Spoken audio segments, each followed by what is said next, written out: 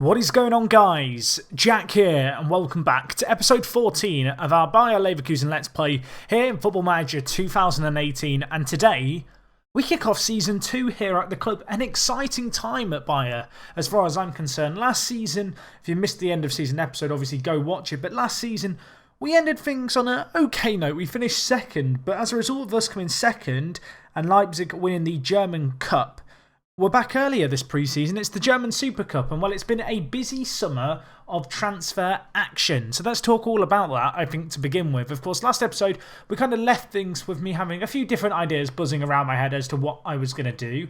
As you're going to see here, free sales and then a lot of loans out, which we'll talk about very shortly. In terms of the players going out, Lars Bender, the first of the players, has gone to Jiangsu in China. Big sum of money for this guy, £18 million. He had an okay season last season, but £18 million for a player was very, very kind of highly paid, to be honest, at the club. Made a lot of sense. His wages were very, very high. At 30 years old, he's not getting any younger. And the other player we let go is Aranguiz, who I didn't really want to sell, but with only 1 year left on his contract, I feel like to get £22 million for him was a good bit of business. You know, he didn't want to sign a new deal. I was going to lose him on a free. He was on not the smallest wages in the world. And yeah, £22 million received. It's an okay sum of money. You can see, looking at the scout summary here, he's only kind of given a 64 rating. So clearly our scout feels that there's better players out there. And well, with that £40 million and the additional roughly kind of ballpark £30 million we got given by the board, I went out there and I invested it. There was also one other sale, we'll talk about it quickly. Rasmus Falk has gone to Stoke. He had a good year last year to begin with. He just kind of fizzled out as the season went on, and we've sold him on for double what we got for him. He didn't play a whole host of games last year, lots of appearances on off the bench. I think when you look at the players we've got in and you kind of look at our squad, on the whole, it kind of was just a bit of one of those deals that kind of made sense. He was only ever going to complain about lack of first team football this year. But anyway, as I was saying, with £13 million and then the additional £40 million, I wanted to invest big. Now, we brought in a few American players, you know, the youngsters that I've been signing. Of course, I did do a video last week on those kind of players if you want to know more about my North American regen method. Blimey, that's a tongue twister. You can watch that video. But besides those, a few signings, a few of these that we already knew about come the end of last season, but we'll recap them anyway. Joshua Wagnerman has signed for us. He is going to come in and be kind of our third choice right and left back this year. £10.25 million paid for him, a youngster, can play in the under-19s team this year. Of course, in Germany, you don't have a reserve league as such. As a result, if a player's under the age of 19, we can put them in the under-19s, but if they're older than that, the only real option I've got is to loan them out, and that might help explain some of these players you're going to see loaned out here. Anyway, the other players we brought in, Ezequiel Palacios, easily my favourite signing we made this summer. 20 years old, Argentine centre mid, just an incredible playmaker, very, very technically gifted. Only 20 years old. He comes in for £12 million, which, to be honest, I feel like is a pretty nice bit of business. He was a player who was flagged up by my scouts as someone worth being aware of. And yeah, you know, very well suited to this division. Hopefully he's going to come good for us. At 20 years old, loads of room to improve and not the biggest fee in the world. The next player we have is Erling Haaland, who we've signed and then immediately loaned out. This was a guy who I had my eye on last year. We've got him for £8 million. I see him as a kind of slightly longer term option. Had I been able to sell Ben Yedder this summer, I may have kept this guy in the first team. He is on fairly large wages at £50,000, but actually Nantes are paying all of that during his loan spell in France. So as far as I'm concerned, regular first team football for him is always a big, nice bonus. You can see so far in 2 appearances, he has already got a goal to his name. So that's a good start for his loan. And yeah, we've signed him for £8 million. The loan made sense. And well, another player we brought in, another player we were aware of alongside Wagnerman, player we signed very early on in the transfer window, Dan Axel Zagadou, another French player to add to our ranks. You can see here, £3.2 million for him. He's already complaining about lack of first-team football, which is somewhat concerning considering the season hasn't started. I'm hoping he's going to butt in his mouth. But yeah, £3.2 million, not a big fee paid at all. The next player we bought in is Berke Uza. I hope I'm pronouncing that correctly. Turkish viewers, please correct me if I'm wrong.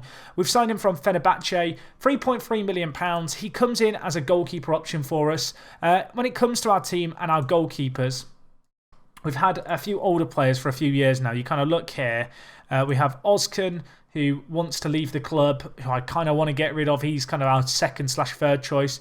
We then have Kirschbaum, who, again, another player who was kind of looking to leave the club. And so I needed a new goalkeeper to go with Hradecky. And, well, Uza just kind of makes sense as far as I'm concerned. He is an improvement on what we've got. For £3.3 million, he's a bargain buy as far as I'm concerned. As a young goalkeeper. And hopefully if we do call upon him this year, he really can step up and be our second choice goalie. Anyway, 2 more signings to go through, 2 higher profile ones. The first one, Ryan Sessegnon for a club record £28 million. Yes, obviously with our system and the kind of possession style we ended up playing towards the end of last year, we do rely on complete wing backs. Ryan Sessegnon is a player who I have always wanted to have in Football Manager. But in previous years, I've never been able to get him. But he was relegated with Fulham last year. As a result, he was looking for a move away. We're going to bring him in, as you can see here, for £28 million. So that was his relegation release clause. Will he be worth that money? I'm not entirely sure. He looks like a very, very good player going forward. We're training him to kind of play this complete wing-back role for us. And you can see, besides his tackling, he's just so well suited to this role. Only 19 years old, really adheres to the club philosophy of younger players. And well, the last player we've got here is Pongrasic. I hope I'm pronouncing that correctly. I'm almost certainly not. Maybe we'll just call him Ping Pong. Either way, looking at him here, the Croatian international, 21 years old, can play centre-back. I see him longer term as a half-back option for us, which is what I'm training him as. His 18 passing just feels too good to have in a centre-back in a weird way when you consider how poor his tackling is. But as a half-back, I think he could really do a good job for us. Regardless, an extremely talented player. Brought in for a measly, as you can see here, £9.5 million. As far as I'm concerned, a bargain buy from Red Bull Salzburg. And, well, yeah, hopefully he can do the business for us. In terms of players going out on loan this year, there are a few that I do want to talk about. Again, a lot of these players are just not good enough for the first team just yet, but have tons of potential, and they're too old to play in the under-19s team. I really feel like this year in Football Manager, player development is very much more dependent on playing regular first-team football. It feels like players don't seem to improve as much unless you play them often. We've got a lot of players going to Hamburger who got promoted last year, and I actually think they're going to do really, really well for them. You can see here, Markovic, the centre-back. This guy's just a world-class centre-back. Whatever way you look at it, he's superb. This kind of loan, you can already see he's benefiting so much from it.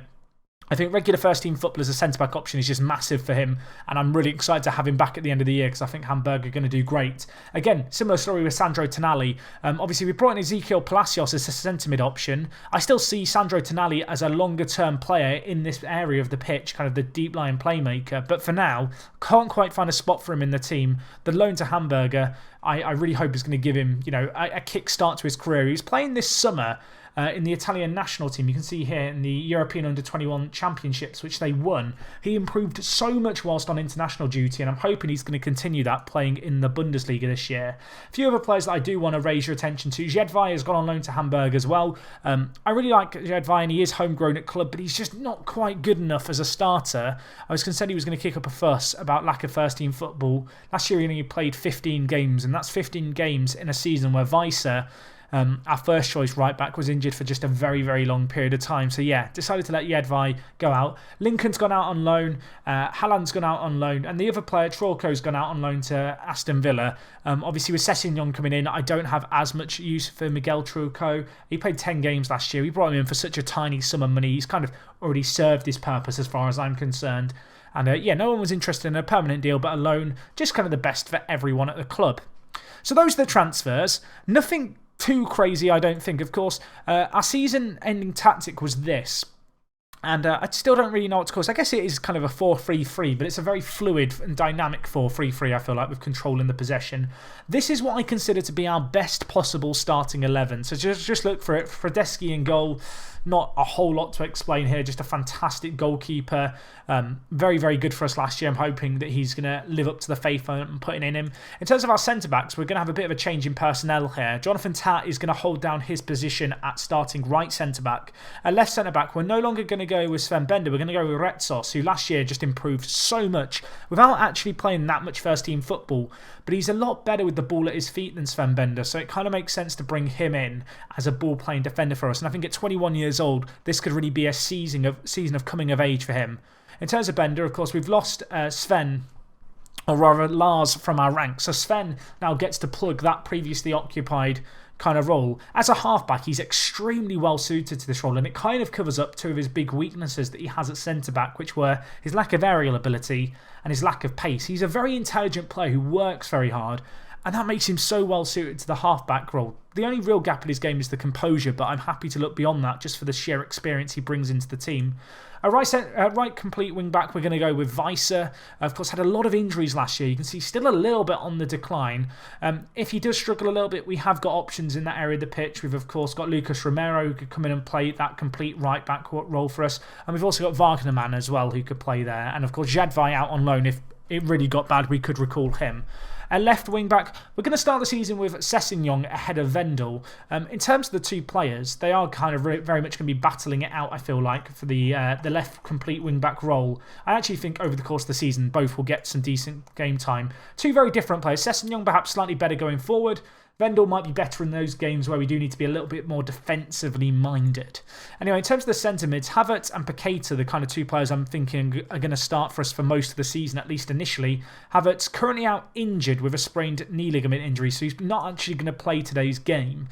Instead, we're actually going to have Ezequiel Palacios come in and play that advanced playmaker role. Obviously, you can see here, great vision, great technique, great passing. The first touch again, superb. Going to be interesting to see how he does on his debut today. We then have Lucas Paqueta, going to be playing that centre mid on attack role. In truth, both of our centre mids, be it Palacios, be it Havertz, alongside Paqueta, have so much creative talent in them. I really see these guys as the heartbeat of our team. But yeah, you can see here as a centre mid on attack, Paqueta extremely well suited to this role. I'm just really, really excited to see what he can do here. Out on the wings and up top, same as what we started with at the start of last year. We're going to go with Leon Bailey out on the right-hand side. Out on the left, we're going to go with Julian Brandt, who's had a very good pre-season. He has now twisted his ankle, and I'm not going to chance him in today's game, but good to see some continued improvement. I feel like development in Football Manager of players has changed a little bit this year in terms of how old players continue to develop for. It feels like younger players don't hit their peak so soon, and a player can continue developing really way into their mid to late 20s, and hopefully Julian Brandt's going to be a testament of that. On the bench, we've got Pongrasic, we've got Vendel, Lucas Romero, Havertz, Almiron, Fisher and Paulino. So no new names there on the bench, to be fair. It's the team that you guys know, which I think is kind of nice. We've got a little bit of stability in our team in those areas of the pitch. When you look at the rest of our squad, if we just get it down to, again, not just our senior team, we've not got the biggest senior team this year. I think it's 26 players in total, if that. I could probably check. I can't shift-click on this page. If we come to this page here, if we shift-click, how many players is it? Yeah, 26. It's a 26-man squad. That does also include 3 goalkeepers.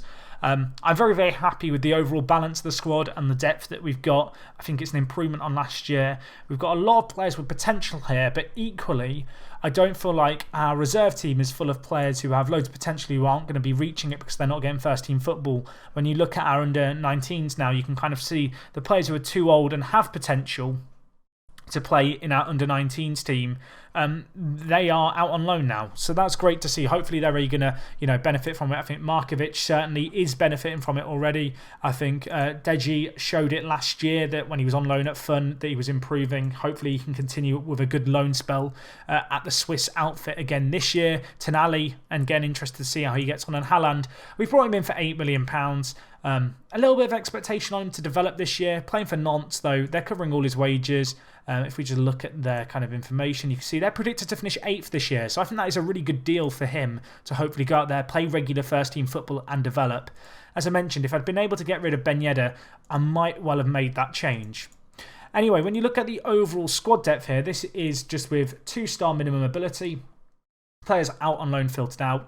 And you kind of get an appreciation for just the strength and depth we have in this team. It's a very, very good balanced side. Even when you change the minimum ability to 3 stars, you start to really appreciate just how much strength and depth that we've got in a lot of different positions. We are a team that can really rotate here if we need to. And I'm really excited to see what we can do over the course of this season. I feel like we challenged for the title well last year. I do think this year our big rivals are going to be Manchester United, as much as we are going to be taking on Manchester United. Bayern Munich, where have I gone with that? If we just look here at Bayern Munich, I don't know why I've said Manchester United. I feel like it's because every FM save in England, Manchester United is always the team to beat. But no, we're not there. We're here. you can see they've spent massive money. £131 million spent on Barella, Belotti and Julian Draxler. Also brought in Sven Mies, who's an American player. Again, the American regen method. Even the AI goalies or AI managers are at it. But yeah, they've picked him up. But you can see in terms of their overall deals, they've spent big this year after a disappointing year last year. Of course, we are going to be in the Champions League this year. Next episode will probably be the game against Bayern in the Bundesliga. You can see the Super Cup actually comes a little way before the start of the Bundesliga season. So this could be our first real chance to see how we're looking. We beat Valencia 3-1 in a pre-season friendly. That was positive. I'm hoping we can build off that now in our first competitive game. So anyway, let's get into it. We're going to be taking on Leipzig. As I said, sticking with the system that we know. Brandon Havertz not going to play today's game, or at least start it. We'll go with Paulino, I think, as the inside forward out on the left. Julian Brandt's condition is kind of workable. I'm not so keen on Havertz. It's just not quite there. That's going to open up an opportunity for Origi to come onto bench. I actually think I will also take off Julian Brandt and bring in Ben Yedder. But regardless, a very, very strong team here. I'm really happy with the summer business that we've done. Obviously, a net spend of about £30 million is not a small amount, but I think we spent pretty smartly. We've lost a little bit of experience, I guess, in Aranguiz and also in Lars Bender, but you kind of look across this team on the whole. A lot of these players were regulars last year for us. Players like Leon Bailey, even Paulino played a fair bit last year, Volland. In Football Manager this year, as I said, I feel like first-team football is very important, and I'm hoping that over the course of this season, we're really going to reap the rewards of the young side that we fielded regularly last year. Anyway, let's see what we can do. I'm going to get straight into this. The German Super Cup. Yeah, let's see how we get on. This is my first game of this save on the new fully released FM. All my previous episodes have been recorded. I'm going to warn you guys now. It's Bonfire Night here in England, which is the 5th of November. You can read up on what Bonfire Night is because it is just a thing just in the UK. But essentially, it's a night where loads of people set off fireworks. I've delayed recording this episode because I was worried there was going to be explosions in the background all episode. It hasn't happened yet, and I've not had bonfire fireworks all night. And, well, Werner releases a firework. 40 seconds on this scored. The bottom line is, if you hear bangs in the background, fireworks have gone off. I've waited all night till really late thinking it's going to be fine, but I also understand my luck. I mean, that's not the start that I wanted here. Palacios, just a wayward pass to Leon Bailey, tries to make amends. And was that Retsos? It may well have been Retsos. In fact, no, it was Sven Bender. Caught in transition.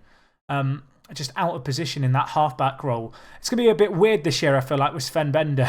Having had Lars play that defensive midfielder role all of last year, to now have him leave and bring in Sven to play that previous role. I'm going to be getting that wrong for a lot of pre-season. I want to warn you of that now, as we have a real chance. Hits the side netting. It was Sven, again with the opportunity. Well, let's see what we can do here. Since we conceded early on, we have looked okay in this game. You'd have to say statistically, we are superior right now. We're having more possession. We've created more shots. Hopefully we can make it count here as the ball gets forward to Lucas Paqueta. Options in the middle. Cleared away, and now Bruno. Very, very quick on the counter. Werner, ball over the top. Fradeski, what a stop that is. Tips it wide of the mark. He really did lash that hard. Right, can we deal with this again? Can we deal with it again? Palacios this time gets it clear to Leon Bailey. First game of the year, German Super Cup. This is an opportunity for first silverware in our time at the club. Obviously, the start, not exactly what we were hoping for here, but there might be a bit of a gelling period with a bit of a change-up in terms of our team's starting 11 and how we lay out.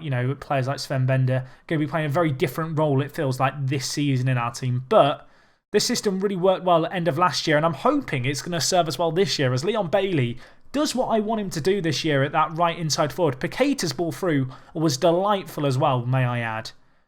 Ball brought out nicely. Lucas Paqueta playing that centre mid on attack role. You can see really driving at the defence. Finds some opportunity. Bailey moving into that half space between the left back and centre back. Finds his way clean through, and a lovely, lovely finish by the number 11. You may notice I have numbered my players quote-unquote correctly this year. I am not the biggest kind of squad numberer person myself when it comes to, numbering players quote-unquote correctly. I know some of you are very kind of OCD when it comes to making sure, your centre-backs are number 4 and 5, your right-back and left-back are 2 and 3. I've done my best to make it as standard as possible for you people out there, so I hope you appreciate that as well. Bruma, I think he hit the woodwork then. Regardless, the keeper stopped it. But this is not looking the most convincing. We keep getting caught out on the counter. I do wonder if we should just drop our defence just a little bit deeper to just maybe just help us a little. The issue is really, I might actually put play out of defence on as well. The issue is really that, that we don't have the quickest defenders, and the way that we play with our football, I like to have my whole team move forward with the play. You know, us getting hit with big balls over the top isn't really coming from us playing a high line. It's coming from us giving the ball away when we're committing men forward. Hopefully we can just hold on to the ball a little bit better, playing it out defence. As Weiser comes down this right-hand side. Can he get it in? Leon's there. Pull it across. Volland probably should have finished that. Lots of chances very early on in this game for both teams. It's been an open match. Of course, we've met Leipzig 3 times over the course of this save so far. We've not beaten them once. Is this the time? I'd like to think so, as Sven Bender puts in a fantastic crunching tackle. Now can we bring things away? Fancy a little back heel by Leon Bailey. Weiser with room to run into. A little bit isolated. That's a weird run. Like a deer into the headlights. He doesn't really know where he's going there, Weiser, and he gives away the ball. Fortunately, the coverage was good by our team, and well, he might get another chance here to drive forward on this right-hand side. Pulls it back to Ezequiel Palacios, of course, on his debut, the Argentine. Have a go, my son. I mean, for a second, you thought it was going to be the dream debut goal for him in that advanced playmaker role. Generally speaking, we've gone really toe-to-toe here, which is what you'd hope that we'd be able to do against Leipzig. In terms of the odds for the Bundesliga this year, Leipzig, despite being the reigning champions, are 4th favourites. We are ahead of them in the bookie standings. Bayern are unsurprisingly top. Dortmund are second. 2 teams who I think the bookies will have very much looked at as underperformers last year. Hopefully we can improve on last year's second place. I feel like that's not going to be necessarily easy this year. Of course, we are in the Champions League as well, where I'd love to get into the knockout stages, but well, with the way the group seedings work, we could end up with a very tricky group this season. But we've got to worry about that when the time comes. Right now, we've got a Super Cup to be competitive in, as Palacios tries to get the ball forward. A bit of hoofball play to Volland. Not exactly what I want to see from us here. And well, Leipzig bringing the ball forward. Brunner, lovely run in. Deme has a go. Hradeski probably should be holding on to that, but I'll give him credit for actually stopping it hitting the back of the net, I guess. Now a set piece to defend. Bruma whips it in. Retsos, nice header away at the near post. Now with Sabitzer. Long speculative effort from him on his right peg, curving towards goal, but never with enough bend or direction to find its way on target. And now we have a set piece. Bailey, back post, whips it. Retsos challenges. Tap maybe to mop things up here. Can we get it forward again? Retsos to Sessegnon. He's been a bit quiet on his debut. It feels like a lot of players come down this right-hand side for us, but Sessegnon as the kind of left wing back hasn't had as much to do as Weiser going forward, at least in the highlights we've seen. Maybe he'll get a chance here. Look at that. Right on cue. Paqueta, lovely ball. Sessegnon, the record transfer. Back post, whips it. Dealt with initially.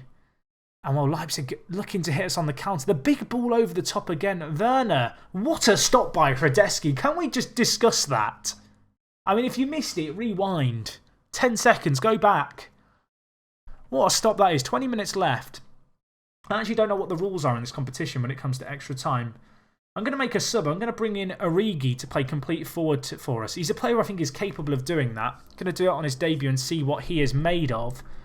In terms of other changes, who's not really been performing? You'd have to say it's been a good team performance across the board. I'm actually going to bring in Fischer as well for Polino. So we'll go with a double change in the final third. Ball whip, back post, Polino. I thought for a second he was going to score right on cue as I sub him off. But no, the keeper held on to it. Goal line technology. I mean, I'll tell you what, you don't get much closer for it to being all the way over the line. But unfortunately, Polino, with what would have been his last touch of the game, was denied.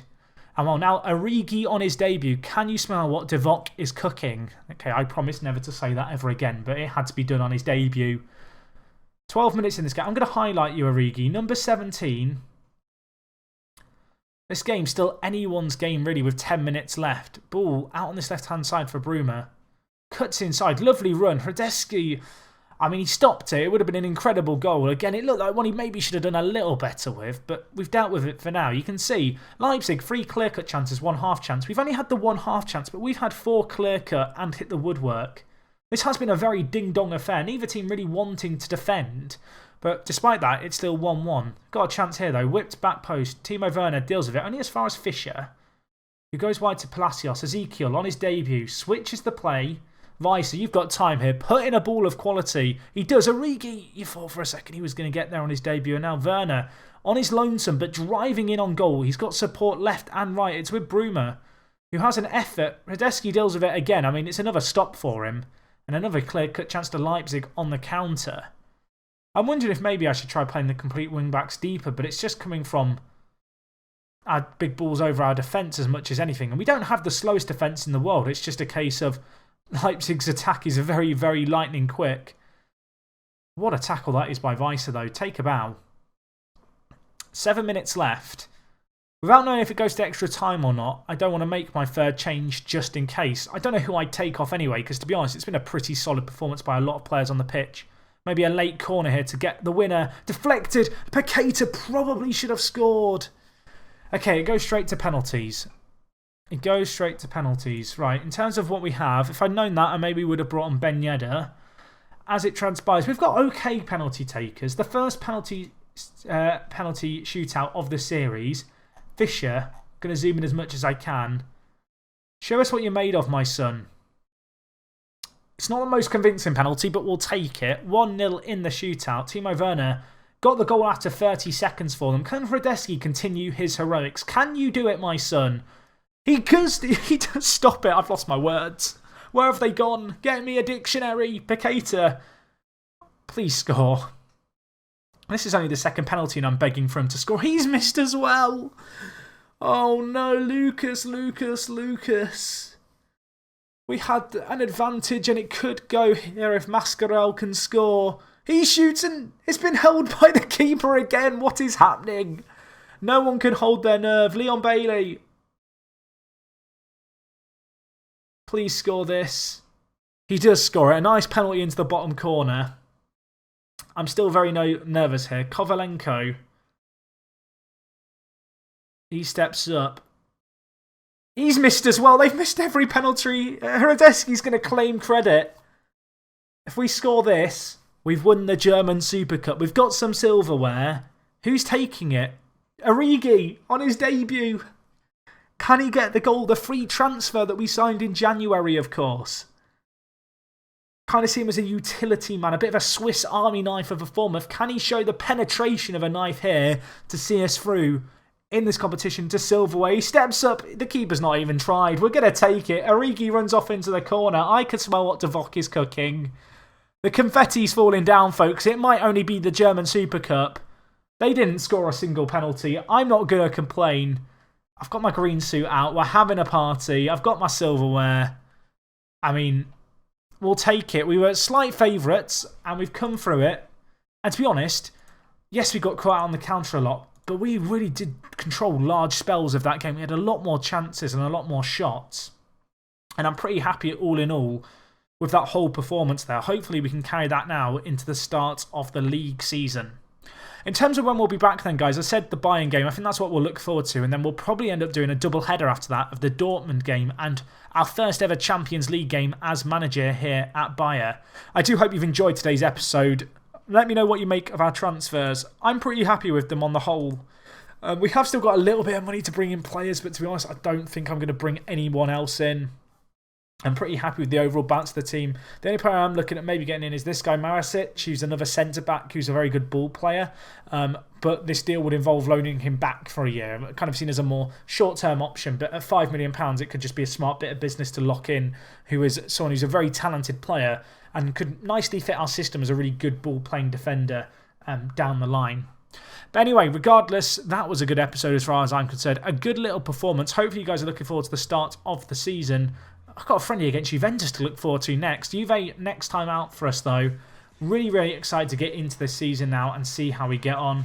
Yeah, let's bring on Bayern. That's all I'm going to say. Make sure you're around tomorrow, guys, for the next episode. Leave a like on this one if you did enjoy. Our first piece of silverware. I'm going to go and have a party. I will see you guys tomorrow.